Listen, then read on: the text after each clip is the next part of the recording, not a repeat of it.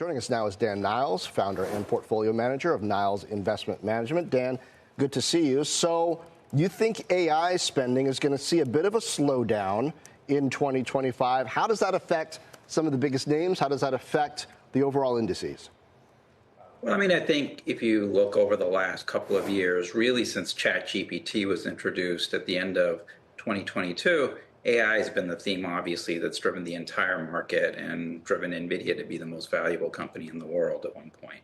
So I think if you do have a spending slowdown in AI capex next year, it's going to be a big problem for the Magnificent Seven, because for those investors with a little bit longer memory, they remember that during COVID, you had this huge surge in spending.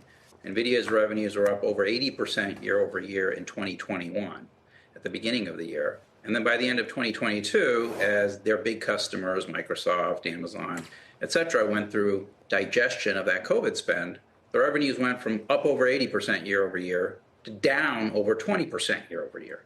So as you're thinking about next year, when you've got big customers like Microsoft, and the CEO of Microsoft was asked in the middle of December, hey, do you still have a chip shortage? He said, no, I don't have a chip shortage. I have a power shortage, but not a chip shortage. And that's a very different statement than what NVIDIA has been saying, which is we're going to be seeing more demand than supply for the next several quarters in 2025. So something's got to give. So we'll see what happens, but I think that's pretty negative for the AI companies next year. So can you have that kind of a slowdown affecting the largest stocks in the market without it having a valuation impact on the entire market? No, you can't, because obviously the biggest stocks have the highest valuation. So if you look at the Magnificent Seven, with the exception of Meta, they're all trading at a low 30 PE.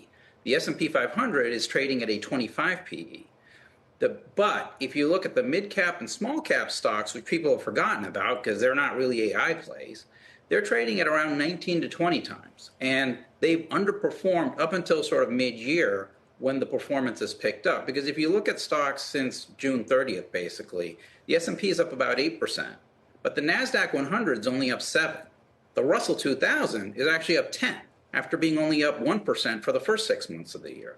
So you're already starting to see this broadening out. And I think with the new administration really focused on domestic manufacturing, deregulation, et cetera, that's going to benefit the small to mid-cap names more so than names in the S&P 500, which also have to deal with other things like the dollar going from 101 to 108 since the end of the third quarter. And when you've got 30% of your revenues that are international, that's an immediate hit to your top line when all these companies start to guide for Q1 and for the rest of 2025 in some cases. Yeah, so Dan, I hear you talking about small and mid-cap and maybe steering clear of Magnificent Seven then for 2025. It sounds like the Fed. You've been talking about this all year. Don't fight the Fed. What does don't fight the Fed mean in 2025, especially given the massive repricing that we've seen in the markets in anticipation of a Fed becoming perhaps more hawkish and cutting fewer times last year, especially given the fact that I don't think the Fed even knows where the Fed is going in 2025, at least not yet.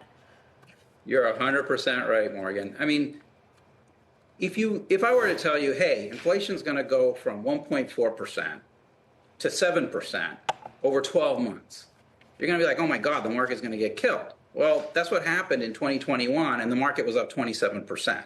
So it's one of those things that the market doesn't care right up until it cares. And I think it started to care when Jerome Powell on December 18th, during that press conference, came out and said, you know, the Fed inflation forecast had, quote, kind of fallen apart.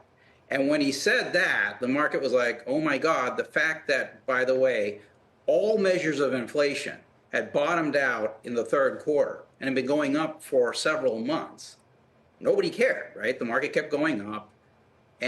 But as soon as he said that, much like in 2022, when you saw the market go down 19% as the Fed finally admitted inflation wasn't transitory, I think that might have been the wake-up call, which is why I think Q1 could be a really rough time for a lot of the market as a whole, but a lot of the mega cap stocks as well, as we have to kind of price in the fact that the Fed might, they might pause or they might even raise next year, which I think that's a 50-50 shot of whether they cut or raise or hold.